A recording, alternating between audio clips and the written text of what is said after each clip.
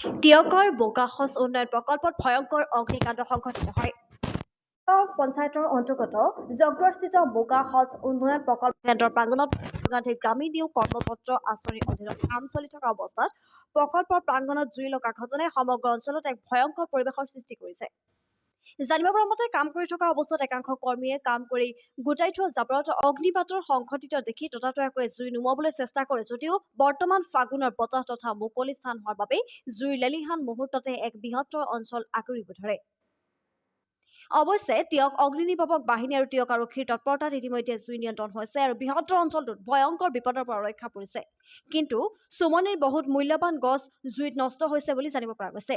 কি কাৰণত এই ভয়ংকৰ অগ্নিকাণ্ড সংঘটিত হ'ল এই পৰ্যন্ত জানিব পৰা হোৱা নাই যদিও একাংশ চৰকাৰী বিষয়াৰ অমনোযোগিতাৰ ফলতেই এইদৰে প্ৰায় বিভিন্ন অঞ্চলটোত দুৰ্ঘটনা সংঘটিত হৈছে বুলি অভিযোগ তুলিছে ৰাইজৰ লগতে এই ক্ষেত্ৰত এক উচিত তদন্ত বিচাৰিছে।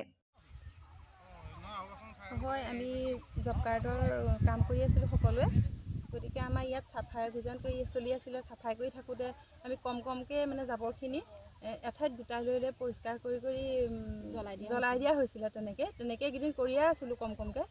আজিয়ে দেখিছে ইমান বতাহ মাৰি আছে, হঠাতে এনেকৈ জ্বলাবলৈ লওঁতে ইডালত সিডালত লাগি গোটেই বিৰিণা খেৰ আৰু এইবোৰ গোটেই ভৰ্তি হৈ আছে, চব শুকাই আছে মানে জুইটো চবেই নিয়ন্ত্ৰণ কৰিবলৈ ইমান চেষ্টা কৰিছে, একো কৰিব পৰা নাই। আৰু পানী দুনিও এইখিনিত পাবলৈ নাই, তেওঁলোকে যি আনিছে খোৱা পানীও ছটিয়াবলৈ লৈছে, সকলোখিনি কৰিছে।